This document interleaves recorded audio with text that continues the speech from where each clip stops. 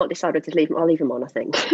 I need mine on to be able to say that's what. I'm like not quite at that point. I'm like almost. So I'm like, but I can get away with it sometimes. But I've made copious, terrible notes. I write like a doctor. Look at that. I'm like, I need to like do better.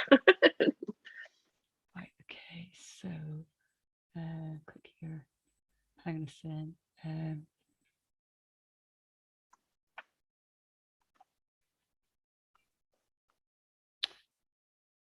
Oh, that's us. We're live now. Okay.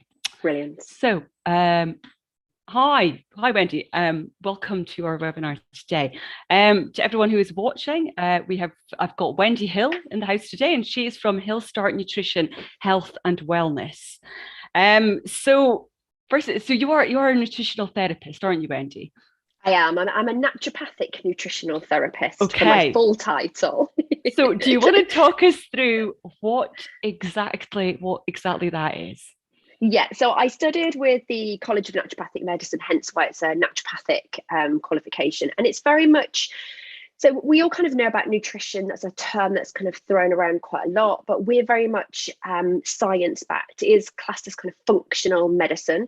And what we want to do as a team is we want to kind of bring you to the best health that we can. So we're all about supporting the health of the individual, so that when things happen to you, whatever they might be, you know, we're all quite aware of viruses and things at the moment, but you know, when life happens to you, you are in the best state to be able to deal with that, because that's what our bodies are meant to do. So we're about kind of getting to that state. Now, sometimes that means, and unfortunately, like I love sessions like this because it means I can catch people who are hopefully healthier before they need to come and see me on a one-to-one basis. But invariably, when people come to see me on a one-to-one basis, they are already suffering with some kind of illness. And it's generally something that the doctors can't deal with. At the medication that the doctors are giving are just hiding the symptoms, not curing the illness. And so we kind of take a body as a whole, and we're quite brave. I talk about it like mopping up the bath. So, you know, when you go to the doctor, if he's just giving you something that's just kind of getting rid of the symptoms, you're kind of getting the bath's overflowing and you're getting your towels up and mopping that water up, but you're not actually solving the blockage. Whereas we're quite brave. We'll delve in, and okay, that might cause a bit of extra water to flow to start with, but we'll find where that blockage is, we'll get the plug and we'll pull it out, and then help get you back to optimal health so that you don't have a recurrence of these things going forward. So that's generally when people come to see me, but these are great because I can kind of give some tips and hopefully help people before they get there. Yeah, so obviously we were looking today on sort of like practical tips for improving energy and concentration, which I mean, if I'm honest, working from home, and I'm sure I'm not alone in this, but working from home, there's, you know, it can, because you don't have the sort of focus of the sort of the office environment that I would have had before, that actually you can get a little bit distracted, and you know, energy levels you know, can slump. I mean, because the one thing, and I actually had this conversation with somebody yesterday about the fact that it's weird, because when you're in an office environment, you do the normal things, like you get up, you go to the loo, you go to the kitchen, you make coffee and tea, and you have conversations with people, which is kind of the normal part of the day. But however, when you're at home, there's kind of a guilt factor where you go, oh my goodness, somebody will phone me at the moment when I switch the kettle on and they'll think I'm not doing my job. And so you end up kind of like fully just, all day barely coming away from your screen. And you know, and like concentration levels and energy levels do definitely slump, and I'm sure, you know, I'm not alone in that. So talk me through, because obviously you're an expert in this. Talk me through kind of what are the symptoms that most people realize that they're when they come to you. So often, so I did specialize with kind of sort of midlife health, as I call it. So my area of specializing is healthy aging. That's what I want to do, is get everyone in sort of their best place. So it is often business people who just suddenly have got to either that point where someone they know has had something happen and they're like, oh, I don't want that happening to me. Or like you said, we get to this point where we start to feel that fatigue. Maybe, you know, it's like they've been to the doctors and the doctor said, you know, you've got early signs of diabetes, or you've got high cholesterol or high blood pressure. But often it can just be, you know, I'm looking at myself going, I'm not looking great. I don't feel great. I'm really struggling with energy, with motivation and stuff. And this often is a driver for people coming and going. I don't want to wait. I know if I go to the doctors and I end up on blood pressure medication, I'm going to be on them for the rest of my life. Is there something I can do now? And I agree wholeheartedly with that. The working from home is so difficult. So I used to have a clinic. I now have home clinic. And I was in a yoga studio, and the same thing, people would come in, you'd have a bit of a chat, you'd move around. And then I find myself getting to 2 o'clock and I think, I haven't had any lunch. I don't remember the last time that I had a drink. And no wonder I'm exhausted. So, it's about sort of managing that, I think, when you're at home, and sort of kind of almost treating it like you've got, like, so for lunch, for example, one of my big things that I say to people is make yourself a lunch, make a packed lunch. Even if you put it in the fridge, make a packed lunch every day. It's a good idea. Yeah. In fact, I'm going to make a mental note of that, because it seems quite a logical thing to do, really, doesn't it? But yet it's not something I've ever done, but I get it. That makes complete sense. Yeah, to do that.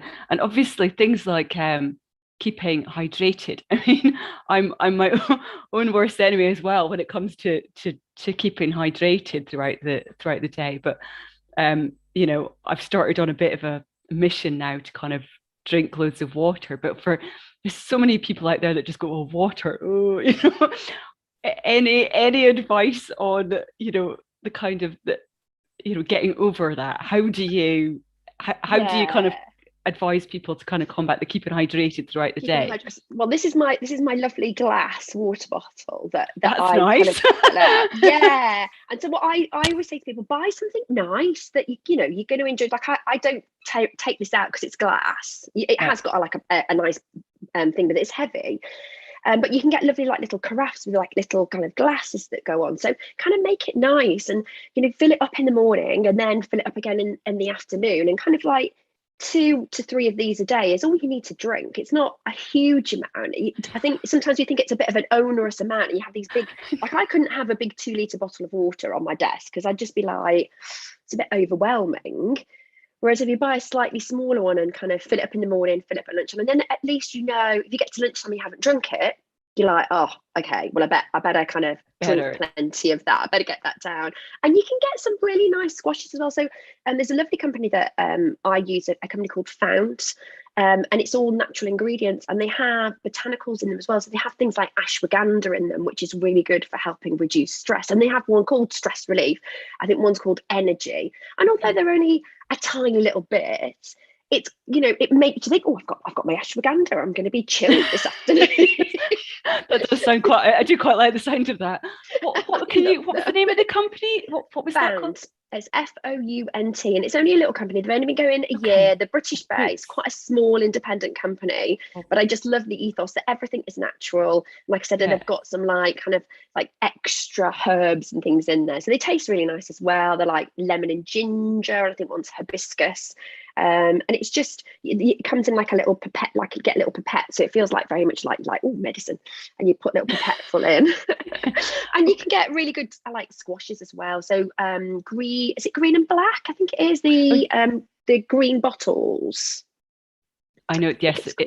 I'm not sure, but I do know the ones that you mean. The green bottles, yeah.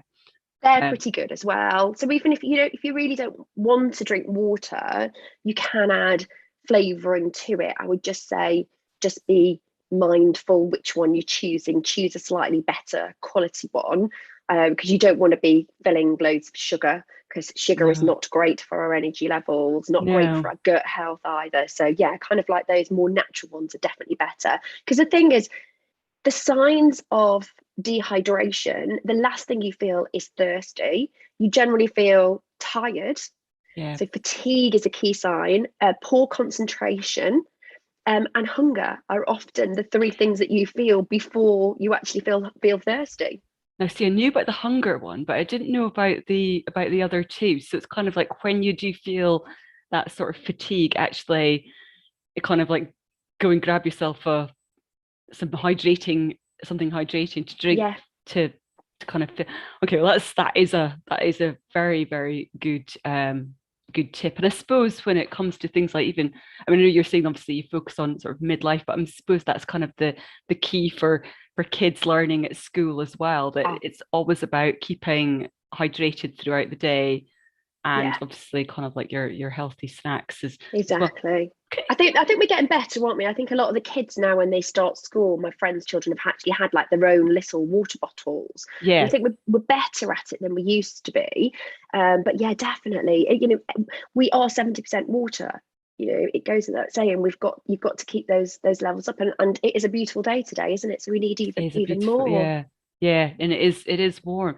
Can I ask what brought you into the industry in the first place? Did you kind of notice that there was, you know, that maybe this was something that people needed and to focus on, or? Yeah, so I spent my first 27 years of employment working for my family business in the building trade. So Okay. just a little bit different to what I'm doing now. But I've always been a massive foodie, and I was lucky enough to have the opportunity to exit the business and do something new. And I think everyone thought I was just going to go into the food industry, maybe have a deli or, you know, a little cafe or something. Yeah. I love food. I've always been love food. But what really excites me and what drove my passion was I could really see the difference between how people were, so, you know, kind of their, even like their kind of their psychological health, you know, how they reacted to situations. You know, I could see that, you know, some of my staff that were fueling themselves on monster drinks and things were always the ones that were like a little bit tetchy and you weren't quite sure how they were going to react, and, you know, the ones that had those drops in energy and motivation and stuff. And then, you know, seeing how age, because in the building industry it's quite common, like I was there for 27 years, so I'd see these kind of like guys who were running their own business at 30, looked quite well, and then they'd suddenly get to like 45, 50, and age, like it was almost like it was 10 years overnight. And I knew it had to be lifestyle and diet, and I think for me, I wanted to get the science behind it. I wanted to understand it, and that's why I've chosen to specialize where I am, because I think we can get away with, in our 20s and 30s, we can get away with burning the candle at both ends. That's what I did. You know, I had a really stressful job, really long hours, was out partying all the time, and managed to do it all. And then I kind of hit my sort of early 40s, and it started to be harder. It started to take its toll, and I had to be more mindful about what I was actually eating. And I knew it, but I didn't know the science. I couldn't back it up. I just was like, oh, I know I feel better if I eat more vegetables, but why is that? You know, what is the reason for that? Why, you know, there must be something more than just that. And that's why I sort of started in the naturopathic nutrition world. And it's been amazing. It's wonderful. I'm not a big sciencey person, so but it is great when you can like get research to back up what you're saying to people. So that helps. Yeah, absolutely. Yeah, and it does. I suppose it's that that thing again that makes you kind of trusted and credible, that you know what you're talking about. I mean, there's sort of two questions here that I have really. Do you really believe that things like food can improve concentration, but do you think it can have an impact, because you kind of touched on this a little bit, but on things like stress and anxiety as well? Do you food? Yeah. Okay. In a word, yeah. Okay. Yeah. Yes is the word. But I will back it up. Yes, definitely.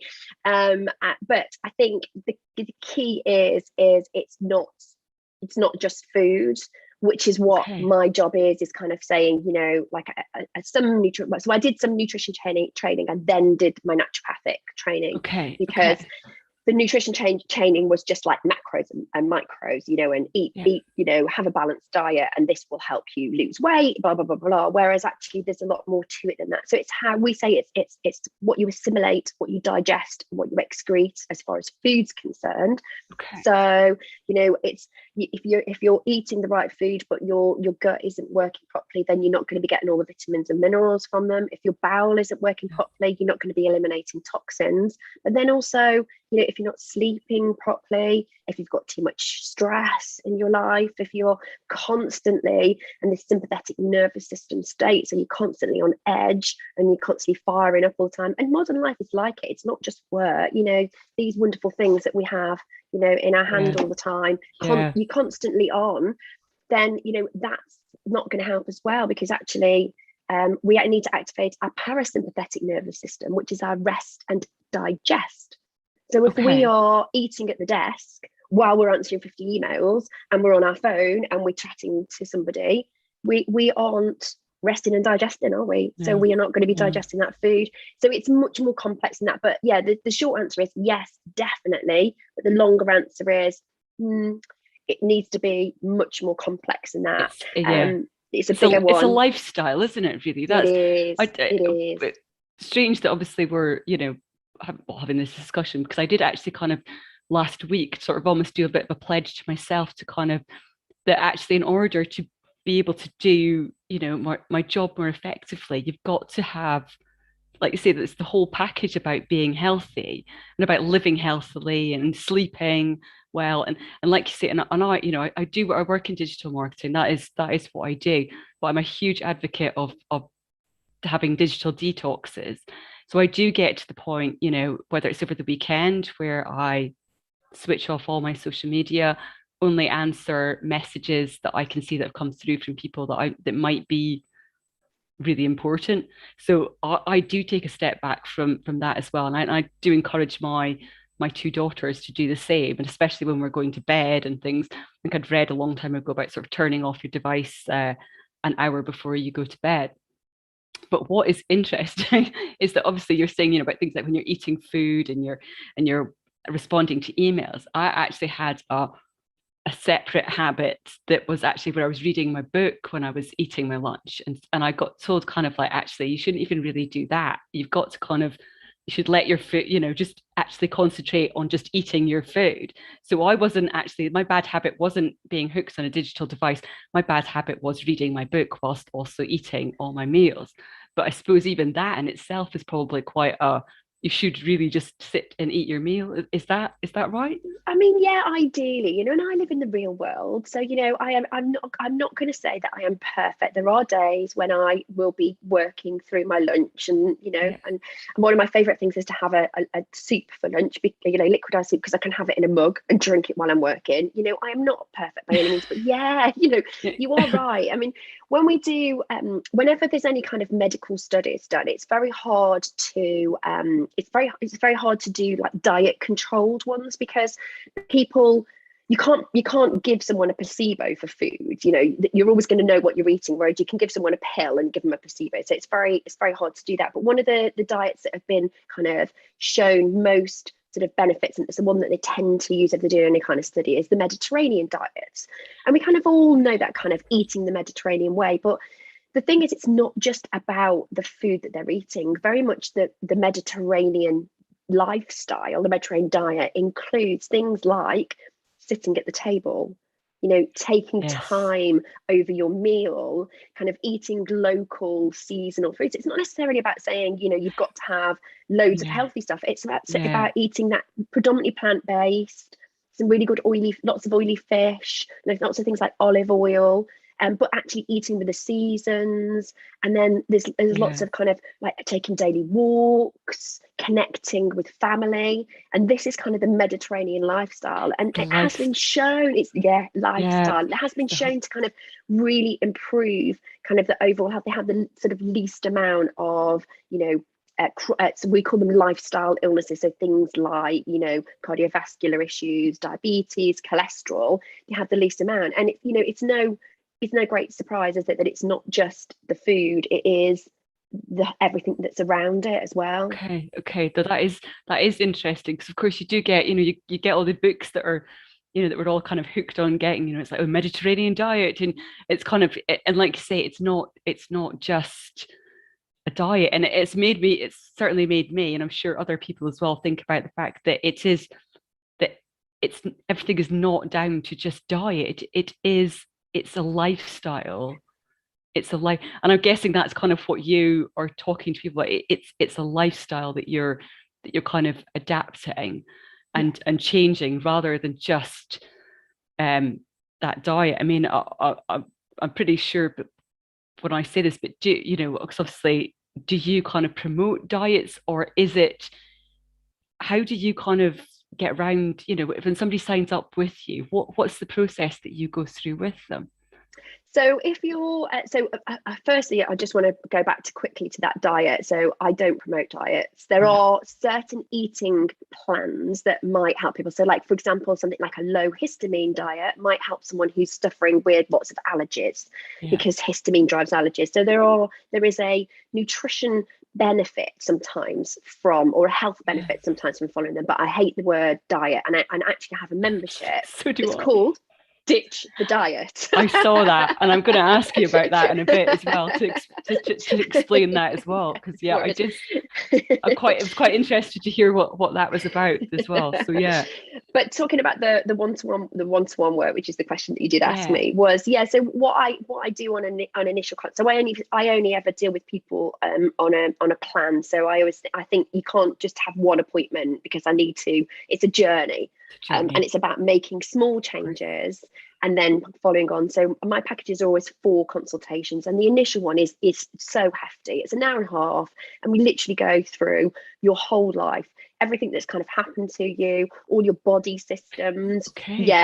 We talk about your family history as well. You know, I'm looking for like key links. I always say, you know, if you look like your parents, it is highly likely that we are going to be same as them on the inside too. So we're looking for sort of familiar links, and we go through every body system. Now you obviously come in with 1 or 2 things that you want addressing, whatever they may be. And I'm always mindful that that's where I need to put my plan together for you.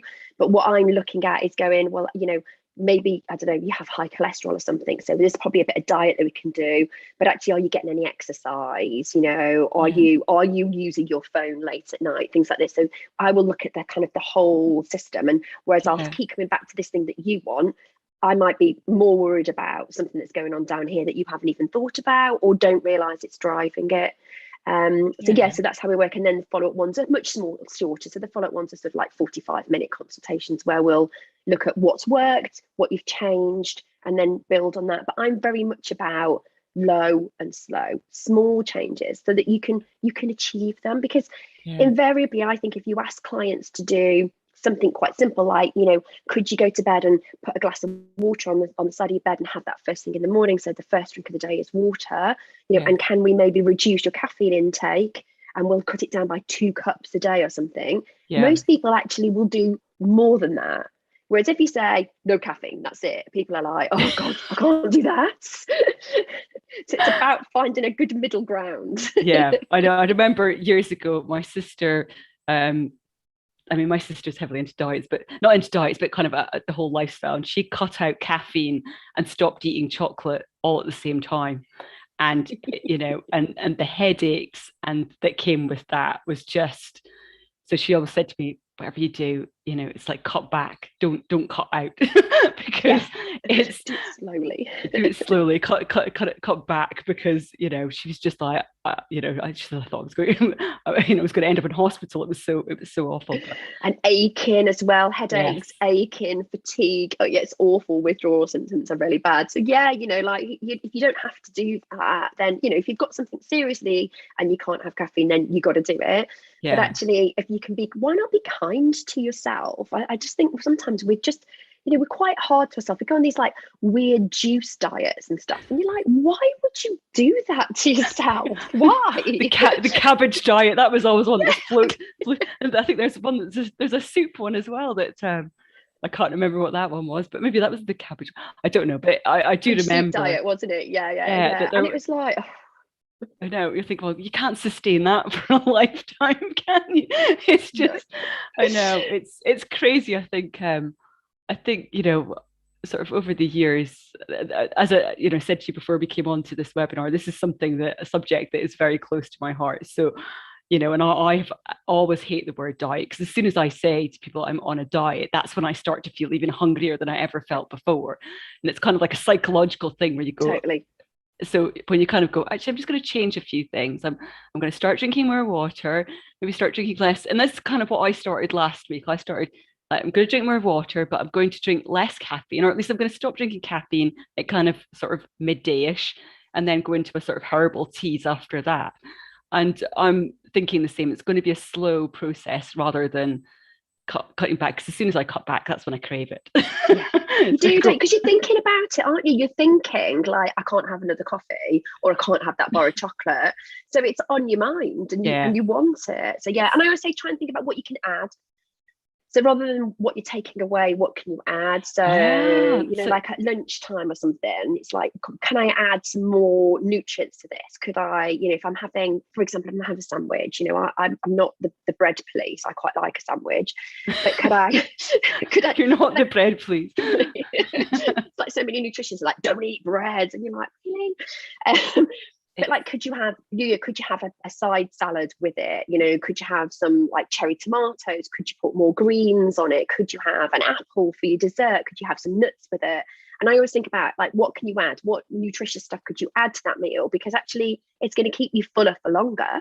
It's going to keep your energy levels up, and it's probably going to stop you reaching for that snack in the afternoon, that chocolate biscuit at 3 o'clock, because you've actually given your body all the things that it needs. So instead of saying I can't have that afternoon snack, say, what can I add to my lunch that's going to feed me and nourish me, and I probably won't even want that afternoon snack. Yeah. Well, what I'm quite curious to know. So I mean, I think most of us do get to that point in the afternoon, don't we? And it's normally around about sort of 3ish, 4ish, where you do take that slump. What causes the slump in the first place, and how do we, how can we, well, I don't not fix it, but how do we prevent that slump from happening, or can we? Yeah, definitely we can. And I think the first thing I would say is what I said, go back to your lunch, think about what you've had at your lunch. So often what it can be is it can be an insulin drop. So if you were eating something that's quite highly processed, quite like white carb loaded at lunchtime, like that sandwich that I just said that I would have, but I would then combine it with other things. So if you're just having like, say, like a ham and cheese sandwich, that's going to make it gets converted by your body very quickly into glucose. Okay. And then we release insulin to shuttle the glucose and to manage the glucose. So we get this insulin spike. So you eat, you get an insulin spike because you've got this glucose one, but because your body has had to rush it in because it's happened really quickly, you then get it wants to stay like this. It wants to regulate, but you've eaten too much sugary stuff. And I know it's not necessarily sugar, but it converts quickly to sugar. So your body releases insulin really quickly and you get this spike. And then it suddenly goes, oh my God, there's too much. And it shuts it off. But then we get a drop, and the drop is the energy. It's the drop in the insulin. So what we really want is kind of like this gentle curve so that we don't get this bad drop. Your body goes, oh, I've got no energy, I need some sugar. And so you immediately, we know sugar is going to be quickly converted to energy, so that's why we crave it. It makes sense, it's just evolution. So then we have that sugar, but then we have the same issue, goes up and down again. So lunchtime, you need to think about making sure you've got some good quality protein in there. So protein is really key, and some good fats if you can. So like I said, I might have like an apple with some almonds or something as my kind of like part of my lunch. That would be my kind of like my good fats. There's some nuts. Don't be afraid of nuts. They might well be more highly calorific, but they're super nutritious. Okay. And just don't overgo the portion. So how many you can get on the flat of your palm is about a portion. So 8 or 10 almonds for me is about a portion, or any nuts, mixed nuts. I'm a lover of walnuts. Okay. So that would be a good way of doing it. You're getting that fat and a good quality protein. So even the humble egg is really good for us. Yeah, I love an egg. And and again, if you're in a rush, just boil 6 eggs up at the beginning of the week, pop them in the fridge, and you've got a healthy addition to your lunch. So protein and fat, and obviously I'm always going to talk about vegetables, so green leafy vegetables and fruits and salads and things. But protein and fat are the ones that our body breaks them down slower. So we get less of this rush, your overall meal. Do you remember the term of GI, like high GI, low GI? So there is science behind that. So if you are making it overall, I can never remember, I think it's low. We want it low, I'm sure it is. But if you're changing the kind of the GI level of that food, the glycemic index, it means our body takes longer to break it down and releases that energy slower. So we get less of this and we get more of this, which means you shouldn't get the drop. Along the level. day. Yeah, that's because it is funny that, so I suppose, I mean, I'm sure I'm not alone in this one as well, that you can't, that there's some days you don't get that dip, and then there's others days that you do. So it's kind of like what you're saying is kind of look at what your what you've meal had. was that day. What did you have for lunch that day? What are you, and is that what caused Is that the it? caused Yeah, caused the dip? exactly. The other things I would say is, water goes without saying. So again, on the days that you didn't get a dip, did you have more water? So the first thing when you get a dip, I would say, is just have a glass of water. And Okay. the other thing I would say is, just take a break, get some fresh air. Like you said, when you're in an office with other people, if you're losing concentration and stuff and you're kind of struggling a bit, you probably would think, oh, I'll just get up and make a drink. I'll just have a Yeah, chat to someone. that's exactly what I would have done in the past as well. Yeah, Yeah. exactly. Yeah. You go So even right. if it's just walk around a block, if you can, if you've got, my dog loves it because he goes for loads of like mini walks. Because I'm just like, oh, I'll just take a walk around the block, just get a bit of fresh air, and Yes. kind of mull over that whatever is blocking me, and kind of and move away from the screen, and just get that. You are more productive. If you take regular breaks. Okay. We're all a bit of a martyr, aren't we? It's like, oh God, I've got so much to do, I can't take a break. But yeah, but actually taking that small break can actually have a much more positive impact on the rest of your day than just going, oh, I've got so much to do. Yeah, yeah. Yeah. I think we've all been there with that kind of woman. Oh, I've got too much to do. I can't take a 5 minute walk around the block. Yes. But yeah, but actually, if we take the 5 minute walk around the block, we'd probably crack on with the rest of That's it. Take rest your of water bottle with you as well. Drink your water bottle, walk around the block, and yeah, you'll be surprised how much more energy you've got when you get back. I mean, I love my I don't know if you've got an iWatch, and one of the things that I do really like about it is it notifies you if you haven't moved in an hour, if you've been sitting yeah. still. And I think that's a great kind of reminder, like to just get up and move around and make a Yeah. drink or whatever. I know technology can be a bind sometimes, but I do think that's quite clever. It's like, oh yeah. Yeah, I know. I am. I don't have one. I mean, I did have not an iWatch, but I did have one. But it's due for replacement. But yeah, I do agree. I you can be a martyr to sort of the digital side of things, but I do feel that there are a lot of benefits with those types of devices as well. So you can kind of see how many steps that you've sort of taken that Yeah. day, have you moved, and like you say, the sort of the reminder that if you haven't moved within the hour, it's kind of okay, now it's time to get up and move about. Yeah, that's so. I'm just so yeah. So talk to me a little bit about supplements. That's the other thing that I've got on my list here as well. Cool. Talk to me about supplements again. Yeah, is there any tips that you've got for people that's about supplements?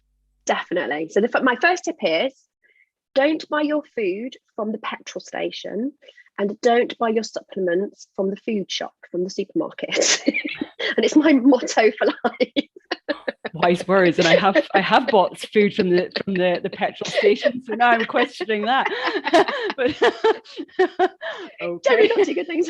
But I would say firstly to kind of look for a good quality supplement. And I'm yes, quite happy if I actually do free supplement reviews. So if anyone wants to reach out and wants me to help them with that, I'm quite happy to do that. Because there are different qualities. So I think the first thing is always make sure that what you're buying is the right quality, and make sure that you're taking, we call it a therapeutic dose. So it's not always what it says on the packet is the therapeutic dose. So again, speak to a nutritionist or a naturopathic practitioner, and they will be able to sort of help you with what the actual true dose is. Now, I'm not actually a massive fan of supplements. So there is a lot of noise about, oh, everyone should take a multivitamin, blah blah blah blah blah. And I'm like, well, actually, I think if you eat seasonally, if you buy food that's as local as you can, organic if you can, but if not, I don't always buy organic. I buy a lot of mine from like local farms that do not have organic certification, but I know that they've got very good kind of soil welfare going yeah, on. So yeah, I know it's going to be, and the thing is food is 3 to 4 times more nutrient dense if it's been allowed to fully ripen. So okay, think about your strawberries in the winter. What do they taste like? They are hard. They have no flavour whatsoever, nothing. And then your strawberries in the summer are lovely and sweet and juicy and taste, because that's when we're meant to eat them, because they've been allowed to fully ripen. Whereas the ones in the winter were picked before they were ripe, shipped thousands of miles across the world in chemical environments, and not fully ripened. And all those nutrients come from that ripening. So I'm not a huge multivit fan. You know, there are circumstances for it. If you've got, you know, if you've got poor gut function and you're not getting the vitamins from the food, or if you're not, you know, if you have got a very restricted diet. But key ones for people like us. So one of my favorites is a thing called CoQ10. Coenzyme Q10 it is, and it's great for brain function. It helps send those signals from our brain, and it helps with concentration, mood, anxiety. So it's a fabulous supplement, and we have trouble as we age, we have trouble assimilating it. So actually, as we get older, it's a good one to add to the supplement range, particularly sort of when you get over sort of 50s, 60s. It's a good one to add. Oily fish is another one. So key thing with the Mediterranean diet is they have lots of oily fish. So they're high in omega-3, and omega-3 is good for our brain function. There's actually a great study. I've got a note here for it. Let's see if I can find it, because I can't read my notes. Oh, 2019, really early, like really recent study. And they looked at the actual brain, actually brain scans. And this study showed that people who ate more oily fish, because there's always been a lot of research around omega-3 helping cognitive health. But they actually found that people actually had bigger brains if they ate more oily fish. How amazing is that? So if that's not a reason to eat it, I don't know what is. That's a bit mind-blowing, that. It is, isn't it? Do you, right, okay, so here's something that do you have any tips on how to recognize, you know, what is a good vitamin? I mean, I don't mean just, you know, because obviously you're saying, you know, don't buy from the supermarket. Now we've all passed, you know, Craig, you go past an Aldi and you get the 59p, pop that in. That's a bit of vitamin C for the winter. We've got it. You know, how do you recognize what is a good vitamin brand? This sometimes blows my brain a little bit as well. And I actually, for me, I feel like I'm a bit more educated on the whole vitamin front, but even I struggle sometimes to go, well, actually, is that a good vitamin brand? Is it? And it's really tough. It really is tough. And even from my point of view, like I'll get clients come in and say, I'm taking this vitamin, and I'm like, I've never heard of that. And, you know, sometimes I look and go, oh, it's okay. So things that I look for.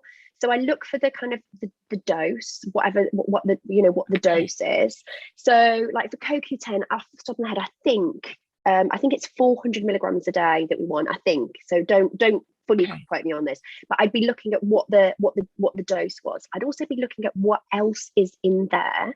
So you do have, they're called excipients, and we do have to have some excipients in vitamins, because they are put through machines and they help them go through the machine. So there are certain vitamins that literally just would not be cost effective, because you would literally have to put them into a capsule by hand, and of course it's just not reasonable. But you want the least amount of excipients in there. So basically, when you look at the ingredients, you want to see only what is meant to be in the supplements. And then things like oily fish. So it depends on what you look at, you know, what vitamin you're looking for. So things like oily fish, what you're looking for is you want it from, either to say it's from small fishes, or that it's been checked for toxins. So there's a problem with mercury in cheaper fish oil supplements, because they use bigger fish that are more likely to have mercury. And so when we say look for, if it says from small fishes, that they have a very low mercury content anyway, or some of the brands will say that it's been tested for toxins, like independently tested against toxins. So that's something you want to look at. And then you also want to think about, like, is it in the most, we call it bioavailable form. So is it in the form that your body can process? So vitamin D was one of the ones that, and I think it's still now, I think a lot of the brands have moved on. I think they move on as we learn. So as the consumer learns, the brands will up their game a little bit. So vitamin D supplements used to be vitamin D2, and we have to convert D2 to D3 before we can use it. So why would you buy it in D2 form if you can buy it already in D3? Like, make it easier for your body. So sometimes it's the form of vitamin. And then the other thing that I would say is kind of have a look, like if you're buying something like I'm trying to think of one, like say magnesium. So magnesium's a great supplement for stressed people, because we burn through magnesium. But what you might find is a supplement that perhaps has different types of magnesium in it, which is great. So it's like that's hitting all the boxes, but it also might have some good cofactors in there as well that help our body process it. Because so it is complicated. I'm not going to say it's the easiest one. Like, I can see you going, oh God. No, it's not. No, I'm utterly fascinated, because I've then just had a question going on my head there going, because I'd also read somewhere that magnesium can help with sleep. So is it a different form of magnesium, or do you take it at a different time of day?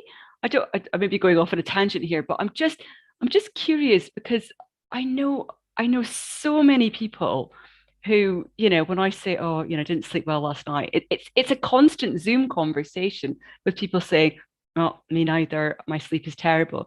And the one thing that I noticed is that actually it's since the pandemic, this conversation just seems to be floating about. Even my friends in Scotland or WhatsApp chat is always, some of them are talking about menopause. I know it's probably even more complicated, but talking about menopause and lack of sleep.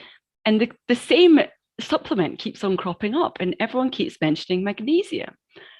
But what's the deal with magnesium? So magnesium glycinate is the one that's really good for sleep. So magnesium is a muscle relaxant. So we often talk, if you have cramps, magnesium is always the first one they say, but there are slightly different forms. And so magnesium glycinate would be one that you would take at night time, and that helps with sleep. So it helps activate something called GABA, which is our rest. It's our kind of relaxation mode, and so it activates GABA and helps sort of slow down. So magnesium glycinate is the one that you would look for to take at night time.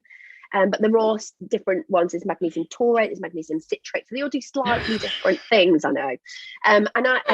Mind blowing. And so, kind of a one that has quite a lot is good. But if it's only sleep that you're really struggling with, then I would go for like a magnesium glycinate and have it in the evenings. I like herbs. I'm a really big fan of herbs. So I love chamomile. Chamomile is and lemon balm are so helpful for sleep. And you can get have you heard of pucker tea? Yes. Yeah.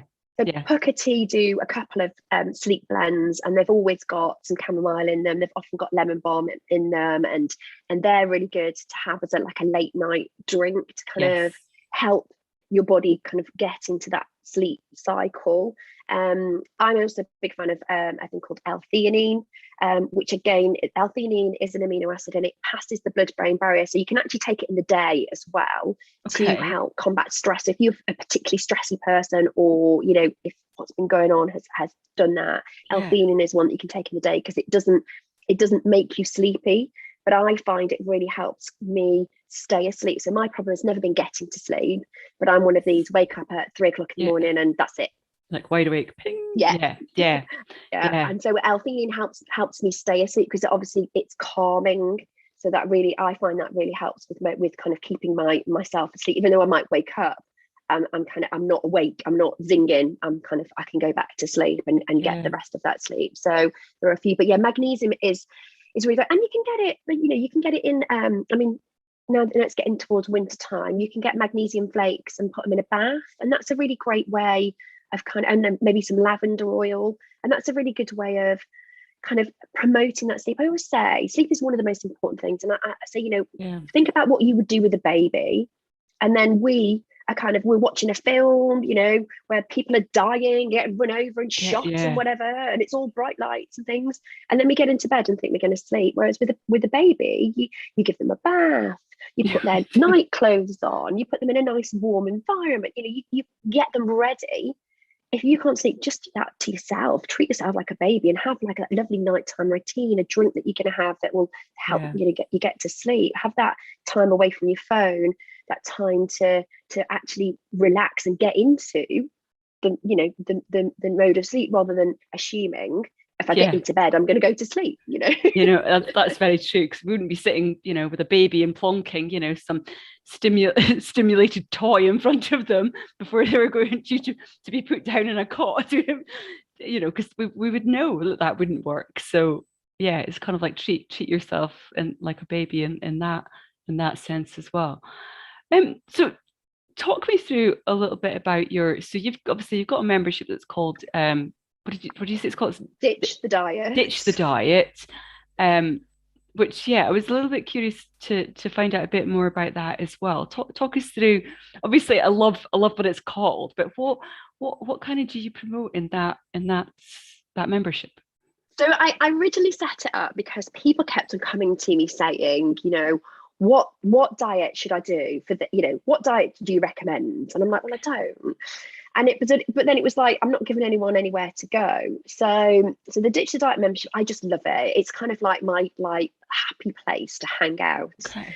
And it's very much nutrition and food focused. So from a food point of view, you get a recipe every single week. Every Friday, there's a new recipe released in the group, and I do. I cook lunch every Wednesday. Whatever I might be having for lunch, I'll just go on camera in the group. It's like we've got a closed group on Facebook, and I'll just cook lunch and talk about what I'm eating, how some of the nutrition benefits of the food, and just talk about cooking tips. I'm not a chef. I am a home cook, but I'll talk about cooking tips.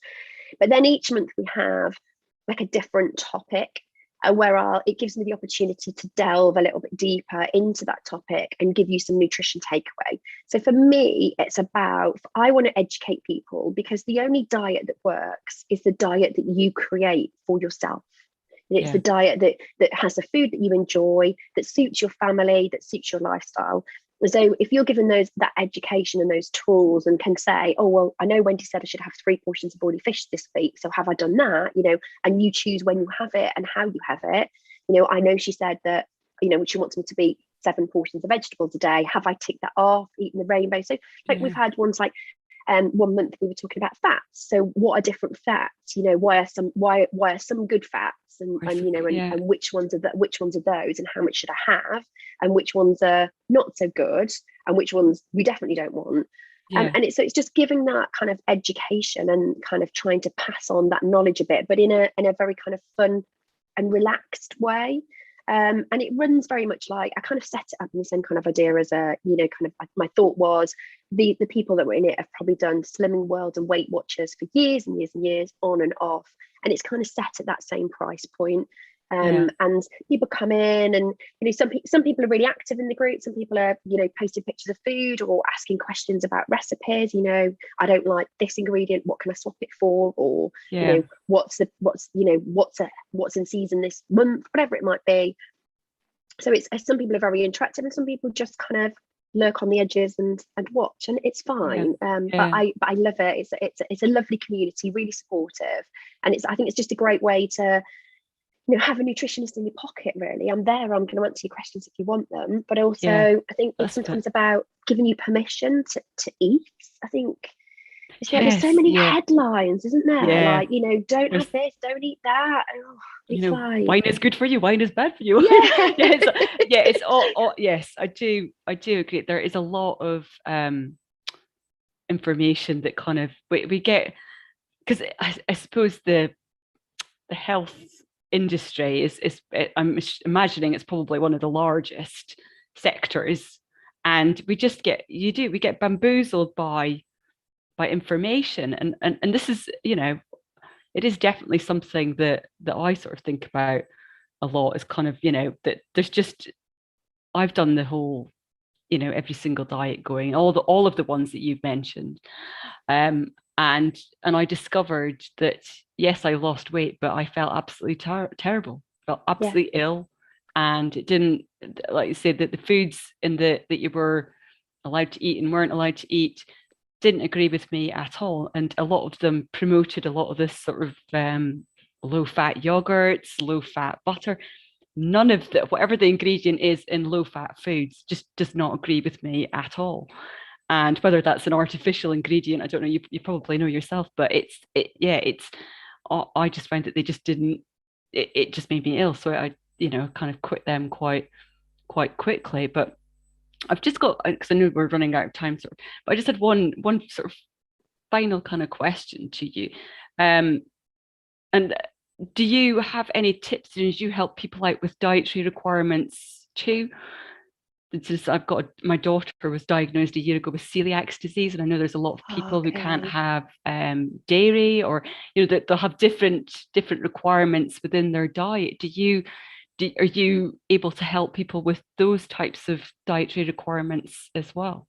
Yeah, absolutely. Yeah, definitely. And celiac is, it's a serious autoimmune condition, and it's not okay. It's not just that you can't have gluten. She's allergic to it. Yeah. It's damage. She's probably had damage to the gut already. And so, yeah, the short answer is yeah, definitely. And I think it's one of the things that I love, because I'm such a foodie. I really like finding ways around that. So a lot of my recipes, I'll give like options. So a lot of them are a vegan or gluten-free anyway. I do eat meat. I'm not a vegan or vegetarian, but a lot of them will have like a vegan or vegetarian element to them. So vegan itself, no dairy, so that's quite it's quite easy for that. But I'll often have like alternatives. So if you're going to cook this and you can't have dairy, we can swap this. We can make cashew cheese sauce, which is just like the most amazing cheese sauce made with cashews and nutritional yeast. So it's suitable for celiacs as well as those that. So it's about finding ways around that.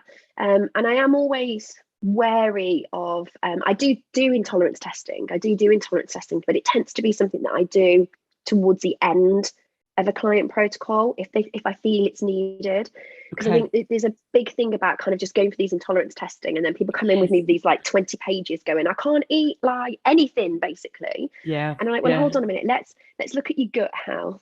Let's like look at the gut integrity. Let's do some work on that first, because actually you're getting a reaction possibly because your gut's shot basically, and maybe you're eating too much of it. So like I said, celiac is totally different. I'm not saying for the first minute that your daughter should do this, but like a lot of people say, oh, bread bloats me.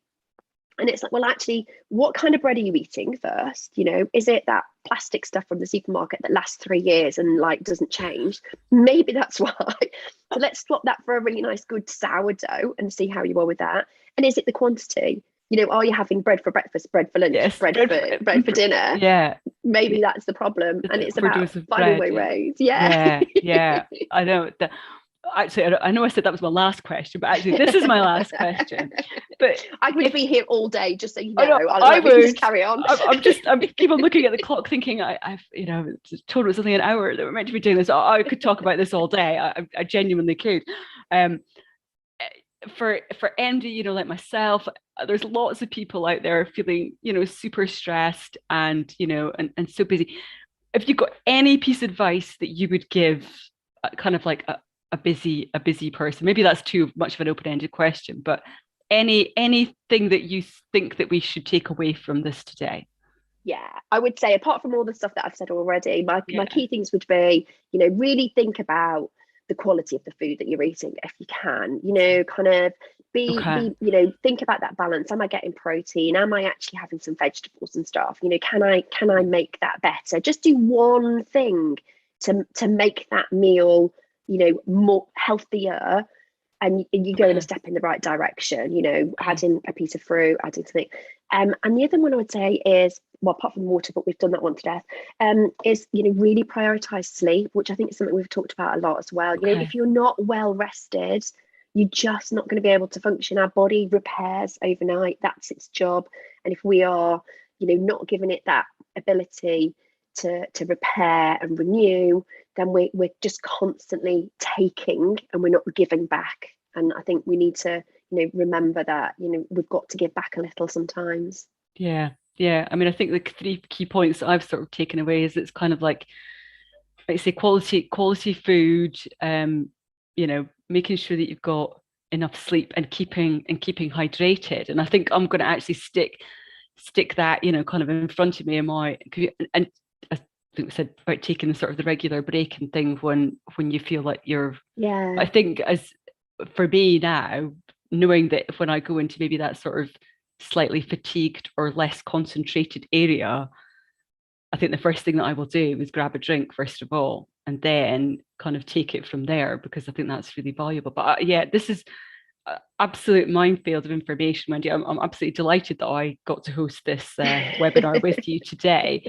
I'm gonna put all your links on our social media just to make sure that it's all on there as well. Thank you. And people can reach out to you if they, if they've learned something and want to learn more from you as well. Absolutely fantastic. Thank you, Wendy, so much for joining us today. Really, really educated.